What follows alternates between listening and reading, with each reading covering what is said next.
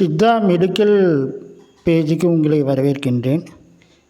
இருதய பலவீனத்திற்கான சூரணத்தை பற்றி பார்க்கலாம். இப்போ இந்த இருதய பலவீனம் அதற்குண்டான அறிகுறிகளை பற்றி பார்க்கலாம். அதாவது குளிர்காலத்தில் பார்த்திங்கன்னா அதிகாலையில் மூச்சு விடுவதற்கு சிரமமாக இருக்கும்.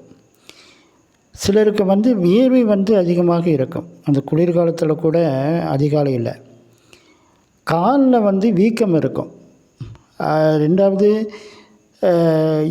ஈறுக்களில் இரத்த கசிவு, பல் ஈறுக்களில் இரத்த கசிவு இருக்கும். குரட்டை அதிகமாக விடுவாங்க. இந்த மாதிரியான அறிகுறிகள் இருந்தால் அவர்கள் இந்த இருதயம் பலவீனமாக இருக்கா அப்படிங்கிறத செக் பண்ணி பார்த்துக்கிறது பரவாயில்ல.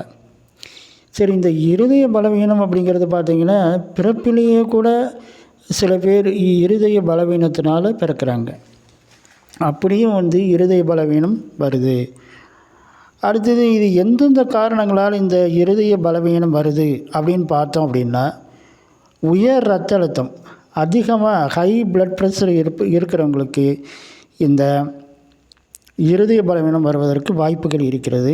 அதே போல் புகைத்தல், ஸ்மோக்கிங், அதாவது அதிகமாக ஸ்மோக் பண்ணுறவங்களுக்கு கண்டிப்பாக இருதயம் பாதிக்கும், இருதய பலவீனம் ஏற்படும். அதே மாதிரி நீரிழிவு நோய், அதாவது டயாபெட்டிஸ் பேஷண்ட்ஸ், இவங்க தன்னுடைய சர்க்கரையினுடைய அளவை கட்டுப்பாட்டில் வைத்திருக்கவில்லை என்றால் கண்டிப்பாக இருதயமானது பலவீனமாகும். உடற்பயிற்சி இல்லாமல் இருந்தால் நாம் ரெகுலராக வாக்கிங்னாச்சும் போகணும். காலையில் எழுந்திரிச்சு ஒரு எளிமையான உடற்பயிற்சி அதை கூட செய்யலை அப்படின்னாக்கா கண்டிப்பாக இருதயம் பலவீனம் அடைவதற்கு அதுவும் ஒரு காரணமாக இருக்கிறது. அடுத்து உடல் பருமன். உடல் பருமன் ஆரம்பத்திலேயே அதை பார்த்து சரி பண்ணணும். நம்மளுக்கு தெரியும் உடல் பருமன் ஆகிட்டே வருது அப்படிங்கிறது. அந்த நிலையிலேயே நம்ம அதுக்குண்டான மருந்தை கரெக்டாக சாப்பிட்டு அந்த கட்டுப்படுத்தி வச்சுக்கணும் உடலை. அதனாலேயும் பார்த்திங்கன்னா இருதய பலவீனம் ஏற்படுது. அடுத்தது உயர் இரத்த கொழுப்பு, அதாவது இரத்தத்தில் பார்த்திங்கன்னா கெட்ட கொழுப்பு அதிகமாக இருந்துச்சு அப்படின்னாலும் நமக்கு இந்த இருதயமானது பலவீனம் அடையும். அடுத்தது சத்து குறைவான உணவுகளை சாப்பிடுதல்.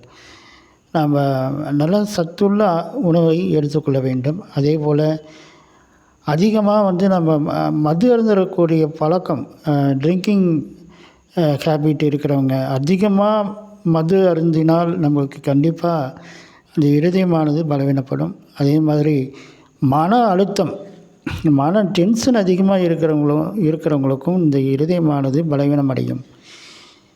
இப்போ இந்த இருதய பலவீனத்தை போக்குவதற்கான சூரணத்தை பற்றி பார்க்கலாம். இதில் இரண்டு மூலிகை பொருட்கள் தான் வருது. அதாவது ஒன்று ஆவாரம்பூ, 2 மருதம்பட்டை.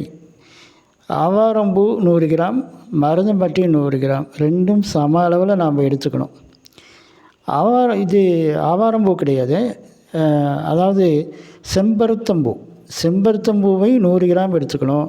அதே மாதிரி மருதம்பட்டை 100 கிராம் எடுத்துக்கணும். செம்பருத்தம்பூ சாதாரணமாக கிடைக்குது. அதை நாம் நாம்பளையும் சேகரித்து அதை காய வைத்து நிழலில் காய வச்சு எடுத்து வச்சுக்கலாம். இல்லைன்னா நாட்டு மருந்து கடைகளிலும் கிடைக்குது. மருதம்பட்டை சாதாரணமாக நாட்டு மருந்து கடைகளில் கிடைக்குது. அதை ரெண்டையும் வாங்கி, மருதம்பட்டை ரொம்ப கடினமாக இருக்கும். அதை உரலில் நல்லா போட்டு இடித்து அதுக்கப்புறம் மிக்சியில் பொடி பண்ணி எடுத்துக்கலாம்.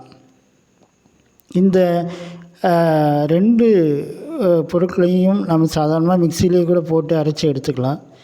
இதை எப்படி சாப்பிடணும் அப்படின்னாக்கா, காலையில் வெறும் வயிற்றில் 1 டம்ளர் பாலில் இதை கலந்து சாப்பிட்லாம். அதே போல் இரவு படுப்பதற்கு முன்பாக 1 டம்ளர் பாலில் ஒரு அரை டீஸ்பூன் அளவுக்கு நாம் கலந்து சாப்பிட்டு வரலாம். அதாவது வாரத்தில் ஒரு முறையாவது இந்த சூரணத்தை நாம் பயன்படுத்தலாம். இருதயம் பலவீனமாக இருந்தால் மட்டும்தான் இந்த சூரணத்தை பயன்படுத்தணும் அப்படிங்கிறதெல்லாம் கிடையாது. நம்மளுடைய இருதயத்தை நாம் வலுப்படுத்துவதற்கு இதை வாழ்நாள் முழுவதும் இந்த சூரணத்தை நாம் பயன்படுத்தி கொள்ளலாம். அதனால் இருதயம் பலவீனமாக இருந்தால் மட்டும்தான் இதை பயன்படுத்த வேண்டும் இல்லை, எல்லோருமே வாரத்தில் ஒரு நாள் இதை பயன்படுத்தலாம்.